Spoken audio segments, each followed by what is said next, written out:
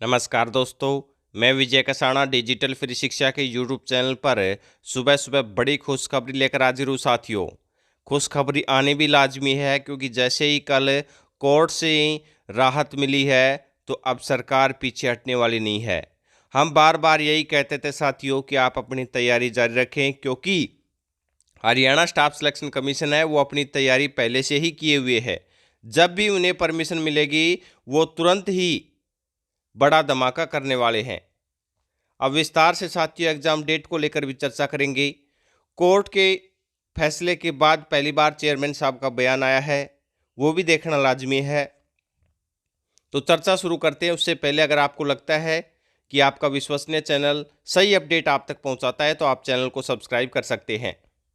ये देखिए साथियों, पंजाब हरियाणा हाईकोर्ट की डबल बेंच ने हरियाणा को हरियाणा के ग्रुप सी के 20,000 पदों की भर्ती की स्क्रीनिंग परीक्षा की अनुमति दे दी है, यानी कि मेंस एग्जाम की अनुमति दे दी है।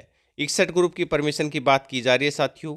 इसमें लगभग 1 लाख युवाओं को राहत मिलेगी। सिंगल बेंच ने अगस्त माह में एक याचिका पर सुनवाई करते हुए भर्ती पर रोक लगा दी थी। अब इसमें साथियों देखिए 63 ग्रुप थे जिसमें 2 ग्रुपों की परीक्षा पहले हो चुकी थी। मंगलवार को हरियाणा कर्मचारी चयन आयोग की तरफ से एडवोकेट जनरल बलदेव राज महाजन, एडिशनल एडवोकेट जनरल दीपक बाल्यान कोर्ट के समक्ष पेश हुए। उन्होंने कोर्ट को बताया कि सिंगल बेंच की रोक के चलते हजारों आवेदक प्रभावित हो रहे हैं। सीईटी नीति लागू होने के बावजूद आयोग कोई भर्ती नहीं कर पा रहा है। कोर्ट को बताया कि प्रदेश में ग्रुप सी के 32,000 पदों को भरने के लिए सीईटी लिया गया था। पदों के आधार पर कुल 63 ग्रुप बनाए गए। ग्रुप 56 और 57 के 12,000 पदों के लिए एग्जाम पहले ही लिया जा चुका है।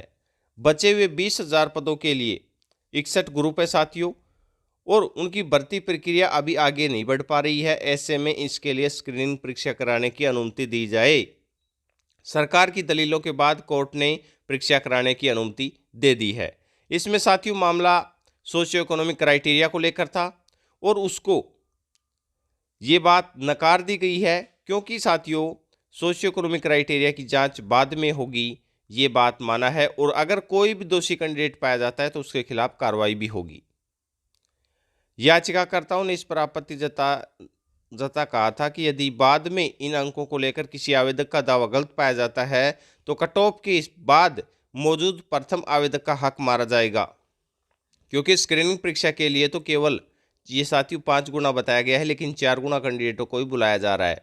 उनका तर्क था कि पहले इन अंकों के दावों को जांचा जाए, इसके बाद ग्रुप 56-57 के परिणाम जारी करने व 61 ग्रुप की परमिशन की जो जानकारी दी जाए, इसके ऊपर पहले रोक लगा दी थी, लेकिन अब इसकी परमिशन मिल गई है। तो ये गुड न्यूज़ है। और एग्जाम को लेकर चेयरमैन साहब ने क्या कहा है ये देखिए साथियों।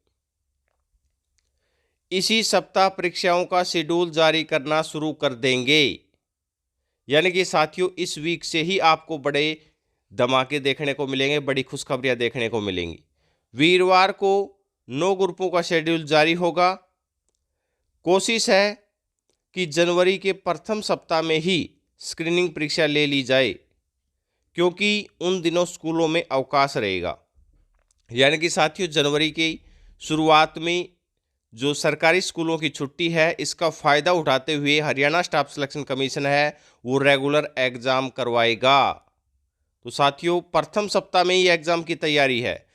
तो आप सोच सकते हैं कि हरियाणा स्टाफ सिलेक्शन कमीशन तैयार था एग्ज़ाम करवाने के लिए। अब कोर्ट का स्टे की वजह से रुका हुआ था। कोर्ट ने जैसे ही परमिशन दी है तो साथियों लगातार जो अब आपको बड़ी खुशखबरियां मिलेंगी। आपकी एग्ज़ाम डेट तैयार है, लेकिन जो साथी हमसे जुड़े हुए थे, हम बार बार यही कह रहे थे कि आप अपनी तैयारी जारी रखें, क्योंकि जैसे ही परमिशन मिलेगी उसके बाद आपको तैयारी का समय नहीं मिलेगा।